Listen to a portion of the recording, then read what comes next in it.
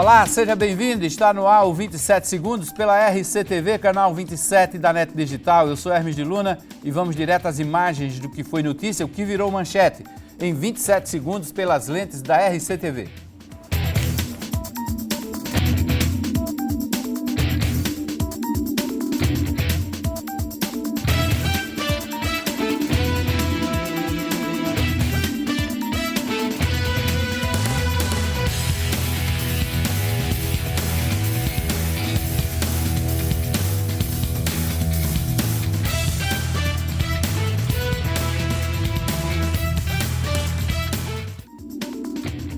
Hoje, aqui nos estúdios, nesse dia histórico para a nação brasileira, nós recebemos o advogado Álvaro Dantas. Aqui nos estúdios, a gente vai conversar sobre esse processo do ponto de vista jurídico, do ponto de vista político. Os nossos correspondentes, colunistas, também vão participar do programa hoje, trazendo todas as informações e a análise desse momento da vida política do país. Está em andamento a sessão extraordinária do Senado Federal, que decidirá sobre a admissibilidade do processo do impeachment da presidente da República, Dilma Rousseff. 69 senadores estão inscritos para falar. Até este momento falaram 41, ou seja, ainda tem muita gente na fila para falar. A expectativa é que a sessão se prolongue até a madrugada. Isso se o presidente do Senado, Renan Calheiros, não conseguir convencer os senadores e reduzir o tempo que está sendo usado na íntegra e que é de 15 minutos para cada parlamentar. Além dos 69 dos 81 senadores inscritos para falar, ainda tem os 15 minutos garantidos ao advogado-geral da União, José Eduardo Cardoso. Espera-se que essa sessão vare a madrugada. Mas nós estamos aqui atentos, trazendo toda a repercussão, especialmente com o posicionamento dos senadores paraibanos. Os senadores que foram eleitos pela Paraíba e os dois senadores paraibanos que foram eleitos por estados diferentes. Você sabe, os senadores eleitos pela Paraíba, Cássio Cunha Lima, do PSDB, José Maranhão e Raimundo Lira, do PMDB. Mas tem dois paraibanos que também estão na sessão hoje e que representam outros estados. Lindenberg Farias, do PT, que é do Rio de Janeiro, e Fátima Bezerra, do PT, que é do Rio Grande do Norte. Lindenberg nasceu em João Pessoa, Fátima Bezerra em Nova Palmeira, aqui na região do Curimataú.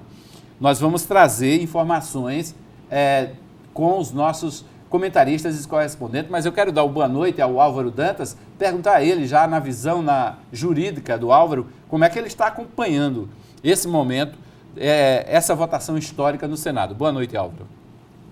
Boa noite, Hermes. Acompanhando com apreensão e uma certa tristeza por ver o país submetido a essa instabilidade política, jurídica e econômica, né, provocada por interesses outros, que tem nos levado a todos a uma situação de apreensão geral, porque o país não sabe como acordará amanhã, né? Então, foi se utilizado de um artifício jurídico para dar uma solução para uma crise que é sobretudo política. Mas dizem os franceses que você está errado juridicamente se tiver em minoria politicamente, e é o que acontece hoje com a esquerda brasileira, sobretudo com o governo da presidente Dilma, que está em minoria politicamente, então, fatalmente, hoje, estará se consagrando como errada juridicamente ao perder o seu mandato.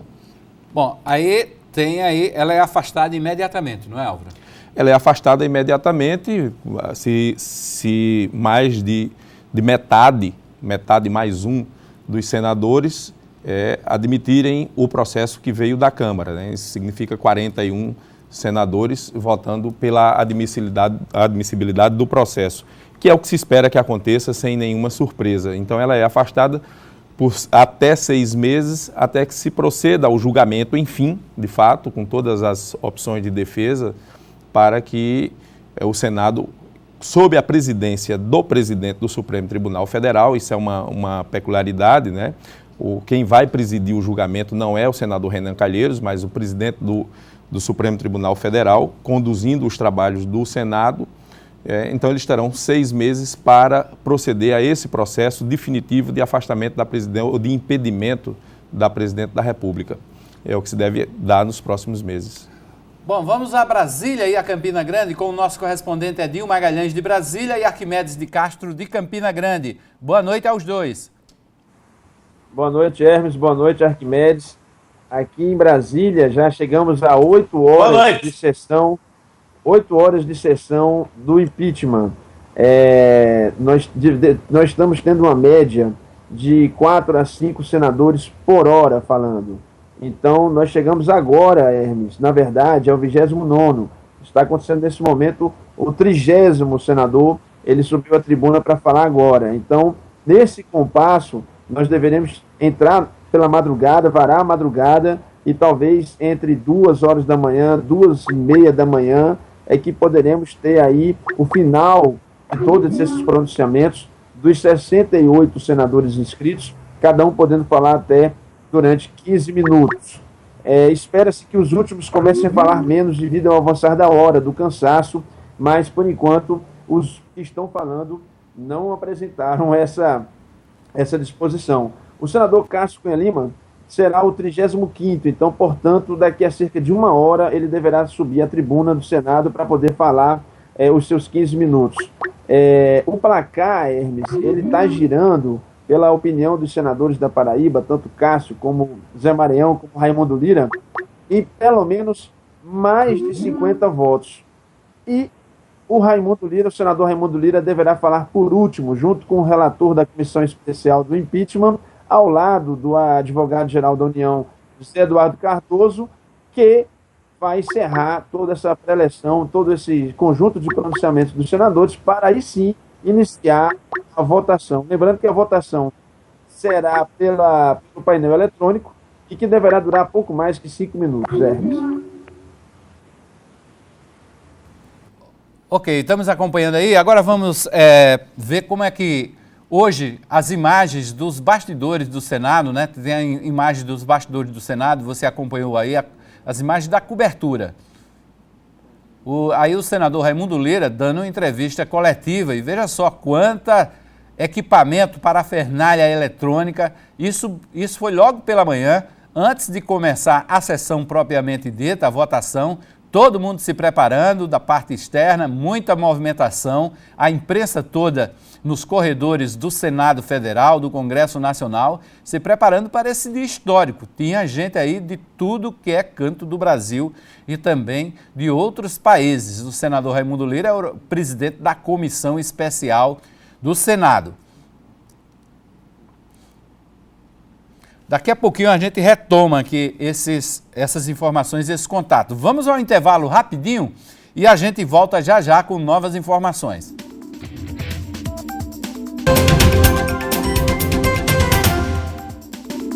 De volta com 27 segundos. Olha, na véspera de um possível governo Temer, o PMDBista Ranieri Paulino falou da esperança do povo nessa nova gestão e também da composição dos ministérios. Eu não vou dizer que vai ser resolvido num passe de mágica, pelo contrário, mas eu acredito que a renovação, na esperança, até pela forma que o vice-presidente Michel Temer tem se movimentado, buscando o diálogo, né, dialogando com o Congresso, né, com pensadores, com intelectuais, com políticos. Então, isso dá pelo menos um alento de que tem alguém pensando no Brasil, alguém na linha de sucessão, pensando no país, dialogando sobre os problemas do país. Lamentavelmente, a presidente Dilma não tem feito isso, inclusive por estar com a guilhotina na sua cabeça. É até compreensível que ela não pense em outra coisa a não ser em se salvar desse processo. O Ministério de Michel Temer deveria ser feito por notáveis, ou deve congregar também lideranças políticas, mesmo que elas estejam sendo investigadas. Olha, o ideal é que se faça um ministério quanto mais limpo, né, e o menos questionável possível. Não é interessante que se coloque um ministro que tenha uma grande interrogação em torno dele. Então, de fato, notáveis, mesmo que seja até políticos, mas que tenham uma característica, né, de ter feito várias ações positivas para o país, pode ser interessante. Agora, nomear, né, qualquer pessoa com interrogação, eu acho que é ruim para o momento que nós estamos vivendo. Claro que quem é investigado não é condenado, mas mesmo o investigado hoje, né, pesa sobre ele uma interrogação muito grande, e eu acho que o país deveria se preocupar com outros pontos, e não agora, né, com esses quesitos que de fato deveria estar, né, no momento mais oportuno. Bom, Álvaro, tem pontos de interrogação aí nessa nova gestão para você? Eu acho que tem, né? Havia uma expectativa de que o vice-presidente Michel Temer compusesse um ministério de notáveis, e o que está se vendo é mais do mesmo, né? Há nomes, acho que quase metade dos nomes que a imprensa está especulando são investigados na Lava Jato. De notável mesmo, só o provável futuro ministro da Fazenda, Henrique Meirelles, que foi importado do governo Lula, né? Porque foi o presidente do Banco Central no governo do ex-presidente Lula, então é o único notável que tem aparecido até agora. Os demais têm sido objeto de crítica, inclusive a perspectiva de se nomear para o Ministério da Ciência e Tecnologia um pastor evangélico, e aí surgem as dúvidas se a religião e a ciência podem coabitar no mesmo ambiente, ou se são incompatíveis, se não haveria aí um confronto, né? Porque as linhas se combatem, né? De modo que a expectativa que havia de um ministério de notáveis para o governo do provável futuro presidente Michel Temer está indo por água abaixo, e as expectativas não são as melhores possíveis. Bom, vamos voltar a conversar com Edinho Magalhães e Arquimedes de Castro. Arquimedes, qual é a sua aposta? Vamos até a madrugada?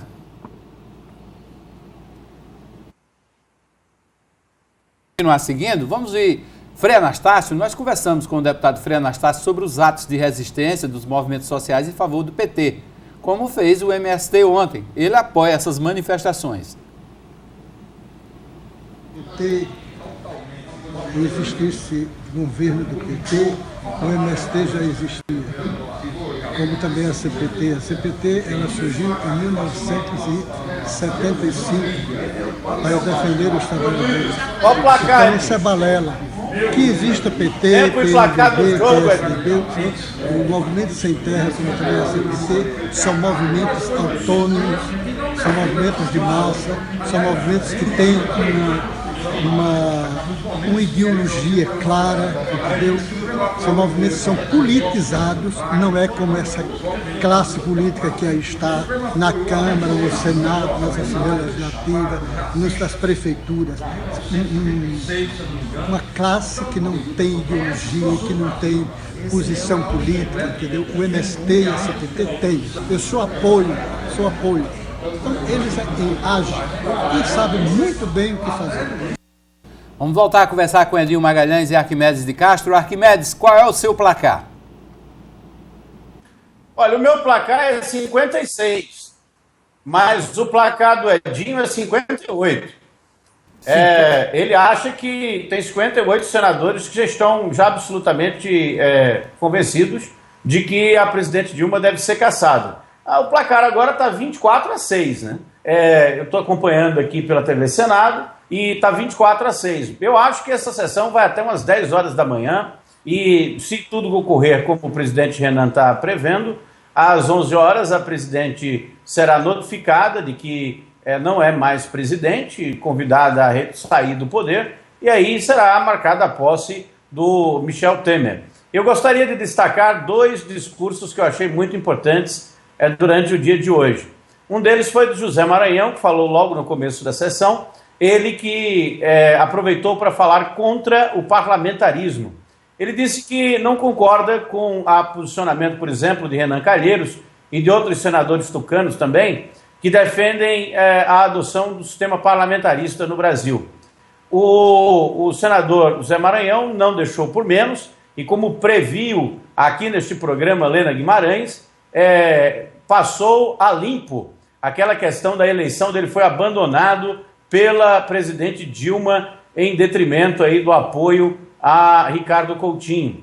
Ele ficou realmente muito magoado com isso, como disse Lena, e na oportunidade que teve nos 15 minutos, não usou nem os 15, mas na oportunidade que teve, cobrou o preço de ter sido traído, apesar de ter jurado fidelidade ao petismo. Outro discurso que é destaque é o do presidenciável Aécio Neves, que falou bastante, né, usou mais do que o tempo regulamentar e aproveitou para fazer um discurso político, né, não só de certeza do afastamento da presidente, de legitimidade do processo, mas também de sua crença em um governo de coalizão com o Michel Temer, que faria aí umas reformas que são consideradas neoliberais por alguns, mas que neste momento parecem absolutamente necessárias, que é a diminuição do tamanho do Estado, diminuição dos gastos do governo e muito mais responsabilidade fiscal para adquirir a confiança do mercado e, com isso, também aprovar uma série de reformas no Congresso Nacional, que se der os 58 votos que o Babalorixá Edinho Magalhães está prevendo aí, vai dar uma pá de cal em cima do governo Dilma, né? Porque 58 votos é mais do que o suficiente para afastá-lo definitivamente. Isso, simbolicamente, o Senado pode marcar já a sessão para votar definitivamente, já que existem os votos necessários, o afastamento definitivo da presidente, muito antes dos 180 dias regulamentares. Ok, Edinho, qual é a previsão aí de Collor de Mello e de Lindenberg Farias? Olha, Hermes, antes eu queria comentar o seguinte, eu queria fazer um extrato matemático da coisa. A gente está caminhando aí para 9 horas de sessão de votação, porque em que pese ela ter começado, se iniciado em torno de 10, 11 horas da manhã, teve várias arguições por questões de ordem, e a votação necessariamente começou ali em torno de meio-dia. Só que logo depois, o presidente Renan Calheiros chamou um intervalo para a hora do almoço, e em seguida, às 7 horas da noite, chamou um segundo intervalo. Então, no bruto, nós temos 9 horas de sessão, porém, temos aí 7 horas e meia de pronunciamentos dos senadores. Nessas 7 horas e meia, já falaram 30 senadores. Então, por esse extrato, são 68 inscritos, vamos colocar que mais 30 leve mais 7 horas. Então, são 9 horas da noite, isso aí deve, talvez adiantando um pouco, sem intervalo, talvez a gente chegue aí a 2h30, 3 horas da manhã, para que os 68 senadores possam falar. Com relação à perspectiva de votos, eu também tiro por esse placar, por esse extrato dos primeiros 30 senadores que já se pronunciaram. Desses 30, ao menos 5 se inclinaram, indicaram que votariam contra o impeachment, 25 a favor. Então, se a gente for dobrando isso aí, 60 senadores, teríamos 10 contrários, 90 nós teríamos 15. Então vamos fechar uma conta que entre 80 senadores, a presidente não deve ter mais do que 20 votos a favor dela.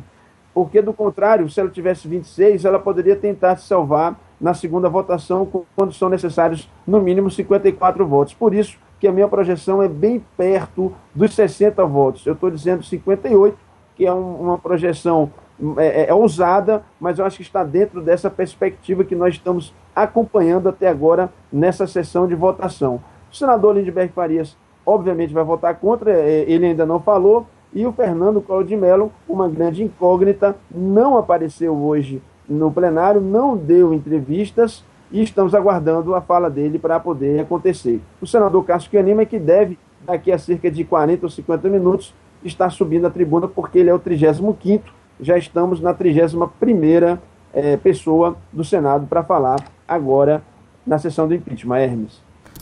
Ok, Edinho e Arquimedes, daqui a pouco a gente volta. Deixa eu voltar a conversar aqui com o nosso entrevistado aqui nos estúdios, o advogado Álvaro Dantas, que está acompanhando. Você acompanhou naturalmente o impeachment do presidente Collor, né? Acompanhei. Estava na época, era estudante ainda, participava do movimento estudantil, acompanhei e fui para as ruas. Uhum. Qual é a sua aposta hoje? Collor vai votar contra ou a favor? Eu não tenho acompanhado as posições do ex-presidente Collor, mas imagino que pelo perfil dele ele vá se pronunciar contra o impeachment, de modo a fazer um paralelo com o dele, não é? Pela justiça, que não merece? Embora a situação seja completamente diversa, eu acredito que hoje, diferentemente do caso Collor, de forma muito clara e inequívoca, um golpe contra a democracia. Acho que isso não é uma mera afirmação política, mas é baseada nos fatos, na história, tem concretude, né? No século passado, os golpes eram militares, todos os que recorrem aos livros de história e não somente às manchetes dos jornais e ao Facebook hoje em dia, sabem que no século passado o Chile Brasil, começando pelo Brasil em 1964, o Chile em 73, a Argentina em 76, enfim, a classe empresarial junto com o viés mais conservador da classe política e com o apoio dos americanos, derrubava os governos de esquerda na América Latina.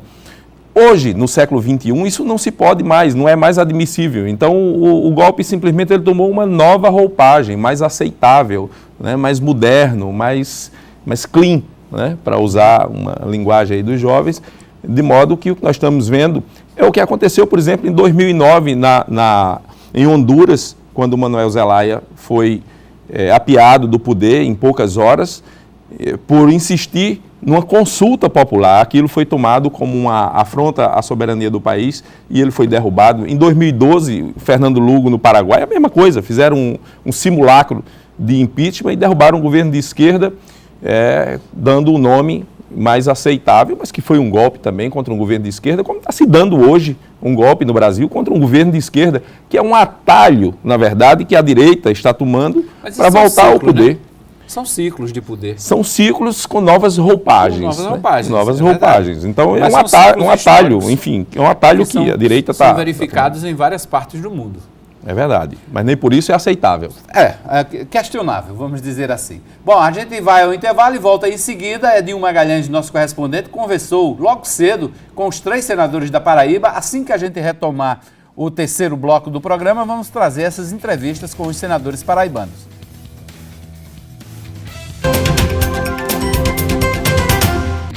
De volta com 27 segundos. Como eu disse, o nosso correspondente Edinho Magalhães conversou com os senadores paraibanos logo cedo. O primeiro deles foi Raimundo Lira, que falou sobre a formação do governo Temer, mas descartou assumir qualquer cargo, já que se mantém na condução dos trabalhos da comissão, que agora se torna comissão processante no Senado Federal. O PMDB da Paraíba é um PMDB importante, né? Nós temos 2 senadores, 3 deputados federais, então acredito que há essa possibilidade. Não podemos afirmar porque, afinal de contas, a vontade e a decisão é do presidente Temer. O PMDB, como os demais PMDB do Brasil, vai deixar, como está deixando, o presidente Temer totalmente à vontade. E se esse convite partir exatamente para o senhor, para o seu nome? Não tem como partir, porque os próximos 120, 150 dias eu estarei acompanhando, estarei presidindo a comissão especial processante do impeachment. Também PMDBista, José Maranhão frisou o caráter provisório do governo Temer e falou da expectativa do povo para essa fase. Ele também não fez apostas de nomes de paraibanos para os ministérios. Hoje a sessão é para decidir sobre a admissibilidade, que é o primeiro passo que afasta efetivamente a presidência do exercício do cargo por um prazo máximo de 180 dias. Mas nós não temos dúvida nenhuma que na última etapa o Senado da República vai se decidir pelo afastamento definitivo. Nessa conversa com o vice-presidente Michel Temer, o senhor fez alguma sinalização de que algum paraibano pudesse ajudá-lo nesses próximos 6 meses? Eu disse ao presidente Michel Temer que todos nós queremos deixá-lo à vontade, para que ele escolha os auxiliares mais competentes, mais adequados, mais conforme às necessidades do seu governo. Também falando sobre ministérios, o senador Cássio Cunha Lima, do PSDB, disse que o apoio do seu partido ao governo Temer independe do ganho de cargos no primeiro escalão. Para essa fase, se faz necessário maioria simples, ou seja, 41 votos. E nós já temos esses 41 votos com absoluta certeza. Portanto, a presidente Dilma será afastada do seu mandato ao término da sessão de hoje, que deve entrar madrugadamente. Mas a nossa expectativa é que possamos alcançar, já nessa primeira votação, um quórum qualificado que representa 54 votos para quando da votação do mérito das acusações e, consequentemente, do afastamento definitivo. Nessa configuração do novo governo do presidente Michel Temer, o PSDB realmente vai ficar apoiando somente no Congresso Nacional ou terá mais alguma indicação de ministro além do senador José Serra? Então, o partido não fez indicação, o partido reforçou aquilo que é o óbvio no presidencialismo, que a prerrogativa para a escolha de ministros é exclusiva do presidente da República. Então, apoiaremos esse governo de salvação nacional que o Brasil precisa, com ou sem cargos. Mas todas as notícias já apontam para o convite que será feito pelo presidente Temer ao senador José Serra para o Ministério das Relações Internacionais do Itamaraty, ao deputado Bruno Araújo para o Ministério das Cidades e talvez um outro nome que o presidente possa escolher. O importante é reverter essa lógica, ao invés de ser uma indicação do partido, que seja uma escolha pessoal, livre do presidente dentro de suas prerrogativas. Bom, agora a gente vai conversar ao vivo pela internet com a colunista política do jornal Correio da Paraíba, Lena Guimarães. Boa noite, Lena. Como é que você está se preparando aí para também acompanhar essa votação? Eu sei que você não vai perder por nada. Dá para resistir aí? Muito café, né? Olha, eu estou acompanhando desde 9 da manhã, né? E vou continuar até o fim, porque se na Câmara dos Deputados, Hermes, o debate era muito emocional e emotivo, no Senado Federal ele está sendo bem diferente, né? O debate está sendo em torno realmente das causas apontadas para o impeachment e também sobre o futuro do Brasil, né? E como alguns senadores, né, são ex-governadores e a maioria dos senadores, né, também tem uma formação muito boa, né? Os debates são muito interessantes, né? Hoje, por exemplo, o senador José Maranhão, ele deu uma aula de história, né? Ele falou das 4 grandes crises que existiram no Brasil, que ele viveu e que ele falou hoje como testemunha, para dizer que esse momento, né, de crise é o mais grave que ele já presenciou, né? E como todo mundo já sabe, ele chegou a pedir desculpas por ter recomendado o voto na presidente Dilma Rousseff, né? Lena, qual é o destaque do dia, além de Maranhão, qual foi o destaque que você viu aí nesses discursos? Olha, tem 2 fatos bem relevantes, né? O discurso do senador Cristóvão Buarque, que a esquerda toda diz que a narrativa da esquerda é que há um golpe, né?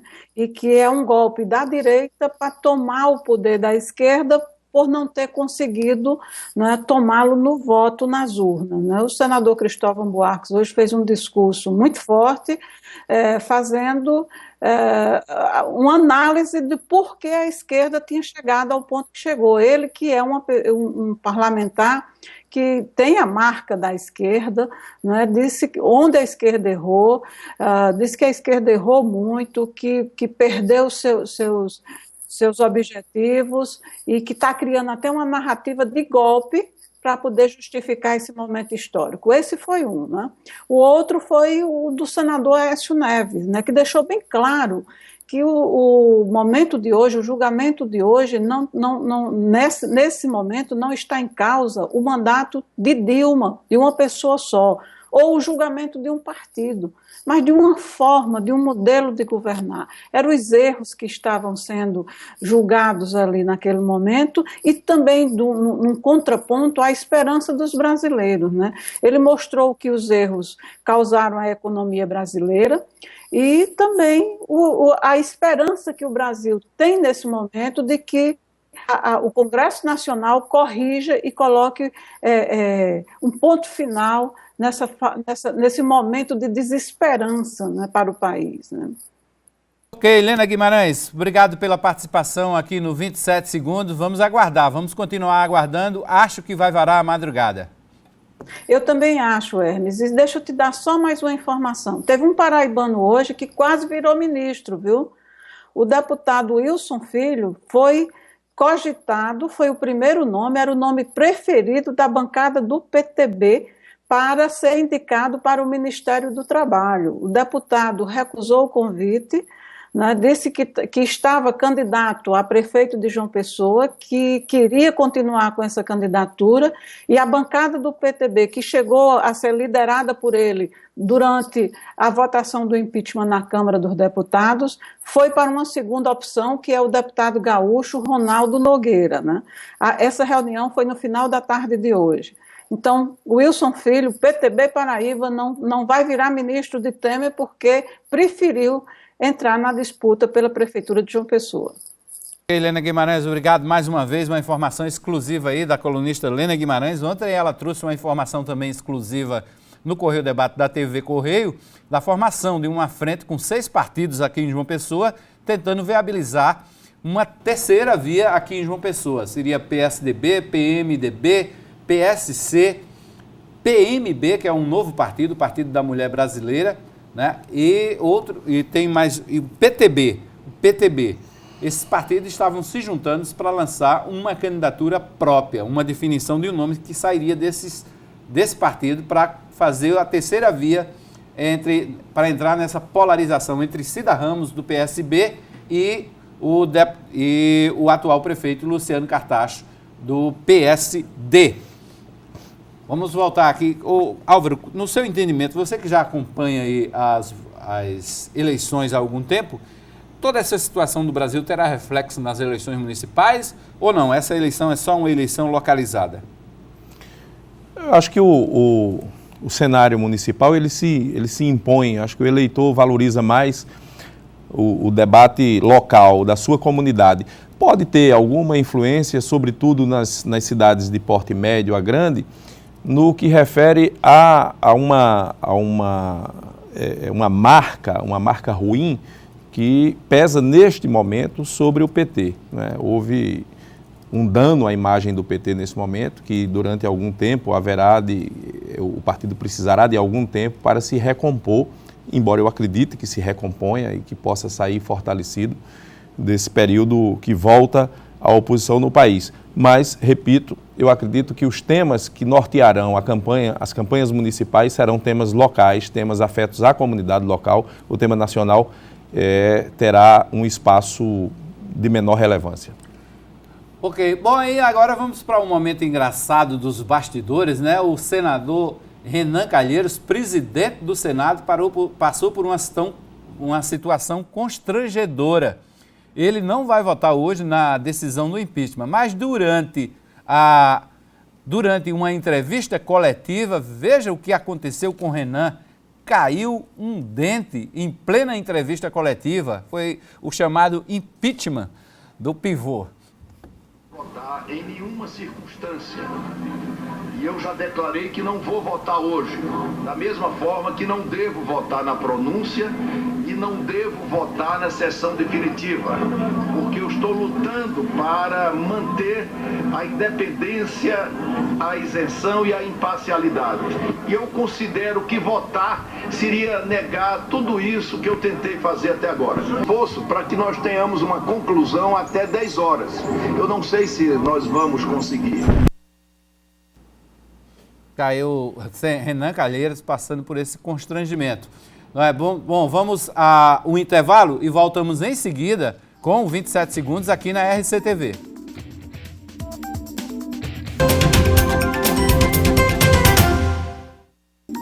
De volta com o 27 segundos, vou voltar novamente ao vivo com os nossos 2 comentaristas, Edinho Magalhães lá de Brasília e também Arquimedes de Castro, de Campina Grande, nossos comentaristas, Edinho, nosso correspondente lá em Brasília. Edinho, deixa eu começar com você dessa vez.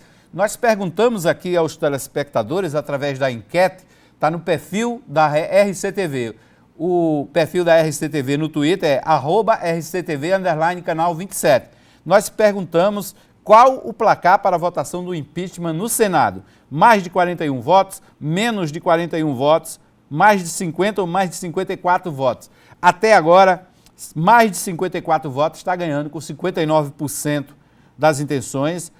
Em seguida vem mais de 50, ali chega nos 50, mas não atinge aquele quórum qualificado. Essa tem 29%, mais de 41 passa mais apertado, fica ali com 12%, menos de 41% não teve votação. Edinho, você já disse que pode chegar a 58%. Seria uma derrota acachapante para o governo, porque é uma sinalização de que o efeito manada surgiu de novo no Congresso Nacional. Exatamente, Hermes. Até agora, 32 senadores já se pronunciaram. E deles, 25 indicaram que são a favor do impeachment. Portanto, um placar de 25-7. Daqui a poucos minutos, o senador Cássio Cunha Lima deverá falar. Ele é o 35º nessa lista.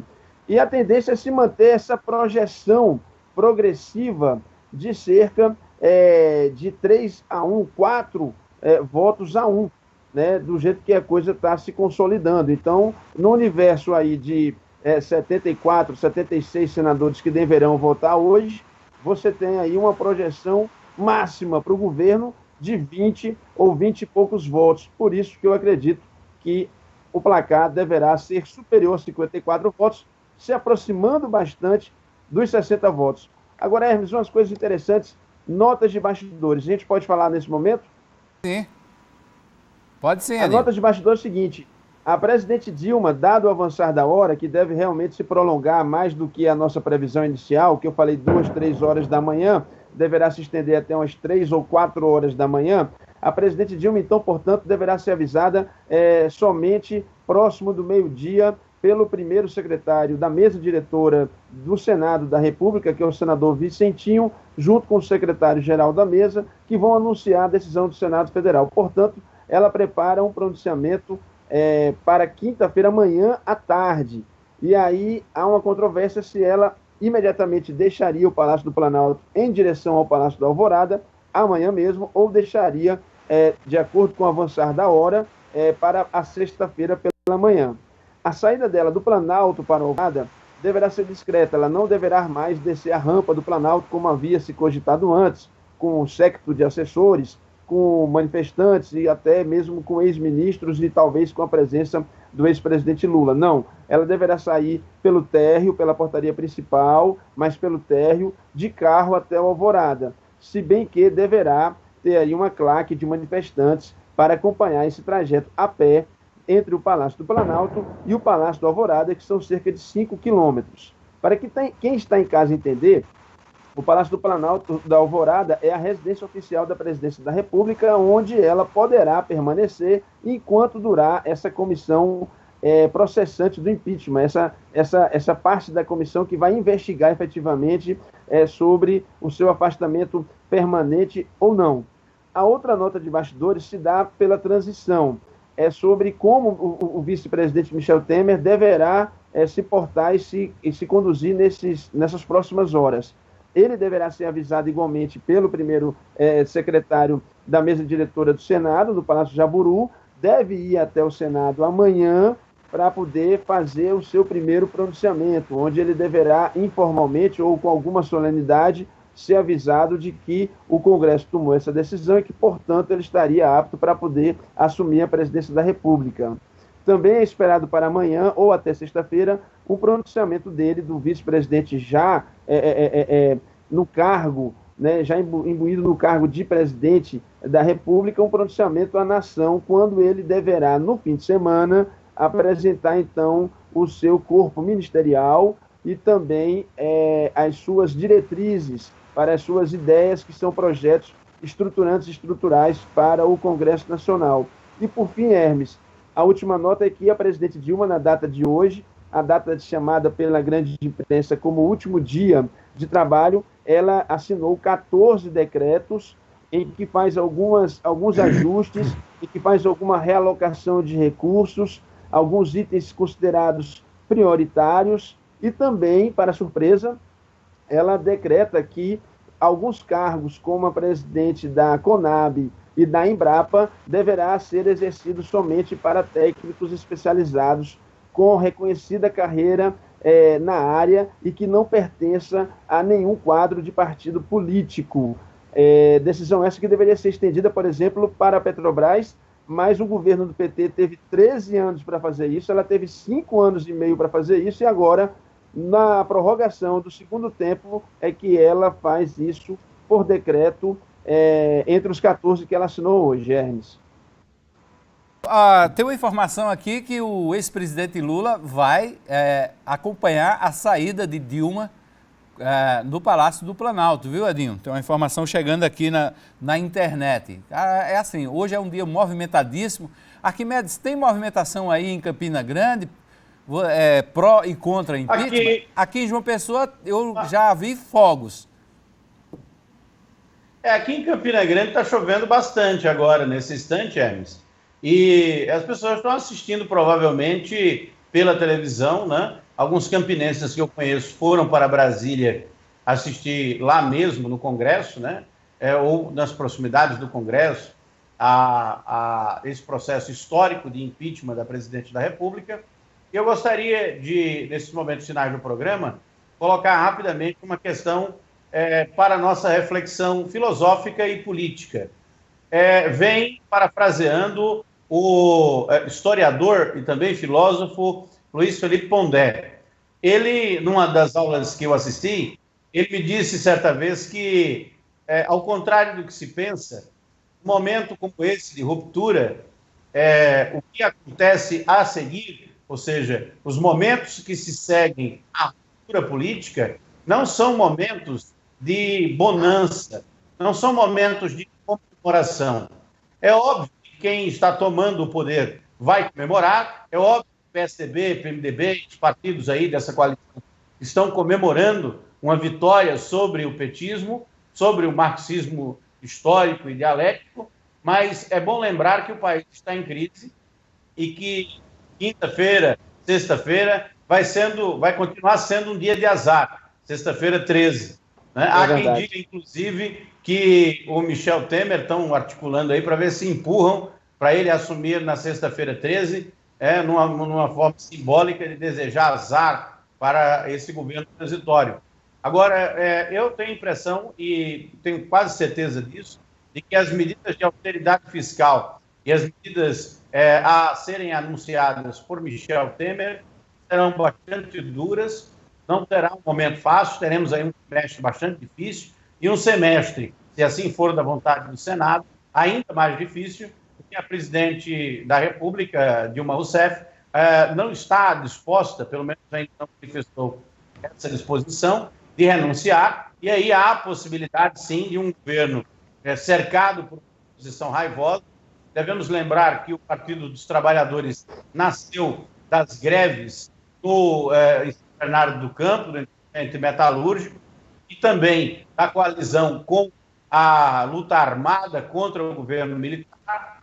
E não vamos esquecer que esse pessoal não vai largar o osso fácil.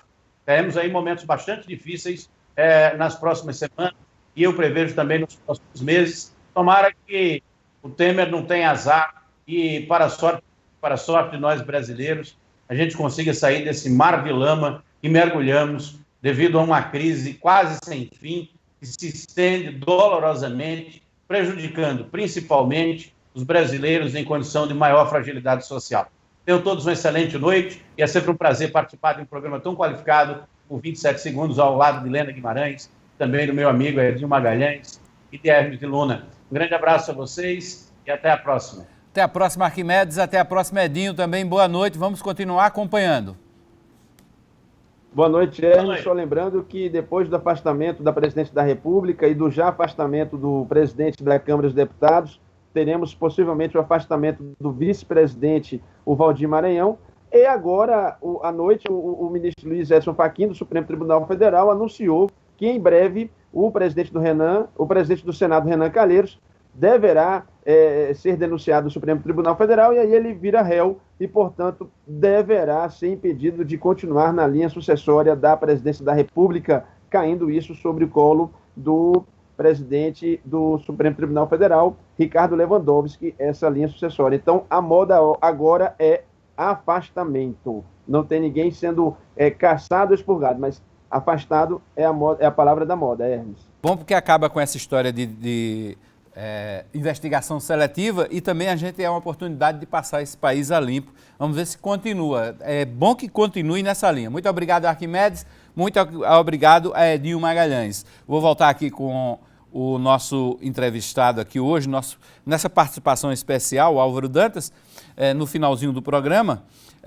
Álvaro, Edinho falou aí no ministro Ricardo Lewandowski, mas tem mudança também no Supremo, né? Ele só passa um período, né? Quem vai assumir é uma ministra. A ministra Carmen Lúcia deve assumir brevemente a presidência do Supremo e é quem deve conduzir a maior parte dos trabalhos da comissão processante, né? do Senado, nesse julgamento da presidente Dilma, que deve levar ao impedimento definitivo, porque por enquanto ela está do mandato, né? Porque por enquanto ela ficará afastada, inclusive residindo no Palácio da Alvorada e com toda a estrutura da presidência à sua disposição. Discute-se inclusive a possibilidade de ficar com avião, com tudo mais. Estava também outra informação que surgiu aqui na internet, é de que essas prerrogativas da presidente Dilma, mesmo afastada do cargo, foi acertada com Ricardo Lewandowski e o presidente do Senado, Renan Calheiros. Isso, estavam definindo essas prerrogativas, assim como foi definida também a do presidente da Câmara, que não se fala mais nele, depois de ter cumprido o seu papel de aprovar o impeachment na Câmara e ter sido descartado, afastado de forma higiênica, né, para que não contaminasse o processo de impeachment mais do que já havia contaminado. Também ele está com suas prerrogativas, com algumas de suas prerrogativas preservadas. A presidente da República deve ficar com algumas de suas prerrogativas igualmente preservadas. E agora se cogita a possibilidade até de afastar-se também o presidente do Senado. Eu não sei até que ponto se compara muito, se fala muito em comparar esse processo que a gente está vivendo atualmente, esse tempo, com a Operação Mãos Limpas da Itália. Não seria o caso. Eu acho que são coisas diversas e que o resultado também, nem lá e nem aqui, deve ser tão promissor como algumas pessoas esperam. Na Itália, prenderam bem mais gente do que aqui, não sei se aqui ainda vão prender mais alguém. Eu acho que o presidente Lula é possível que queiram prender, porque se o deixarem solto, ele volta em 18. Né? Mas na Itália, o que resultou, ao final das contas, ao fim e ao cabo, foi a ascensão de Berlusconi, uma figura bizarra da direita italiana, que acabou sendo afastado e enfrentando uma enormidade de processos. Foi o fruto da Operação Mãos Limpas. O caminho não é esse. Eu acho que o caminho é a democracia, o aprimoramento da democracia. Nós estamos passando por um momento difícil, um momento que nos enfraquece, mas que o Brasil é maior do que tudo isso e a gente há de sair desse processo, se não a curto, mas a médio e longo prazo, mais ricos e melhores do que entramos nele.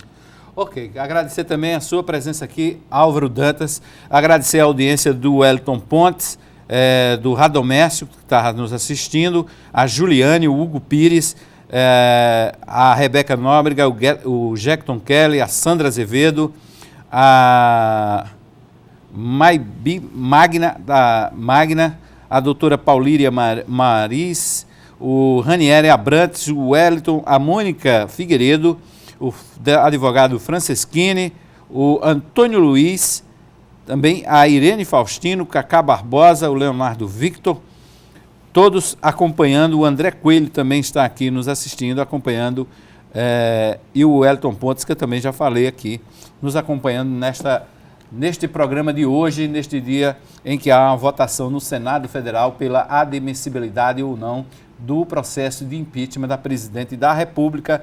Nós perguntamos na enquete qual o placar para a votação do impeachment do Senado. Até agora, 57% dizem que terá mais de 54 votos e 30% dizem que terá mais de 50 votos, mas não chega a 54. E 13% diz que terá somente mais de 41 votos. Vamos continuar acompanhando e trazendo as informações em todos os telejornais. Você acompanha também a cobertura completa no Portal Correio, www.portalcorreio.com.br, com a cobertura completa do processo de impeachment da presidente Dilma Rousseff e a repercussão junto aos parlamentares paraibanos. Fique agora com a programação da RCTV, do seu jeito, para você. Amanhã, 9 da noite, estou aqui de volta ao vivo.